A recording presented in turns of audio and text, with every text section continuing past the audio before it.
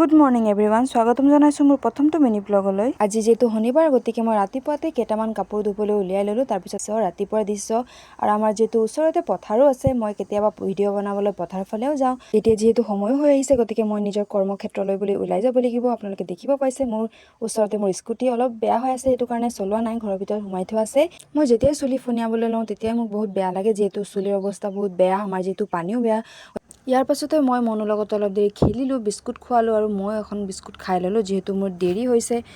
মোক যিহেতু থবলৈ ভাইটি গৈ আছে, গতিকে মই খৰখেদাকৈ ওলাই ল'লোঁ। ভাইটি আধা বাটতে নমাই দিয়াৰ পাছত খোজকাঢ়ি আহিয়ে পালোঁ মই মোৰ গন্তব্য স্থানলৈ। মই যিহেতু এগৰাকী শিক্ষয়িত্ৰী, সোমাই দেখিলোঁ যে মোৰ এগৰাকী কণমানি ছাত্ৰীয়ে ভালকৈ টাই বন্ধা নাছিলে, গতিকে মই তাক টাই বান্ধি দিলোঁ। এতিয়া সময় হৈছে এছেম্বলি কৰাৰ পাছত ক্লাছ আৰম্ভ, আৰু একেলেঠাৰিয়ে 3টা ক্লাছ কৰি অহাৰ পাছত চাহ অলপ খাব মন গ'ল, চাহ বনাই ল'লোঁ। ইয়াৰ পাছতে চতুৰ্থটো ক্লাছ আছিলে মোৰ গানৰ ক্লাছ, গতিকে মই যিহেতু গানো গাওঁ, আপোনালোকে যদি গান শুনিব বিচাৰে মোৰ কমেণ্ট বক্সত জনাব।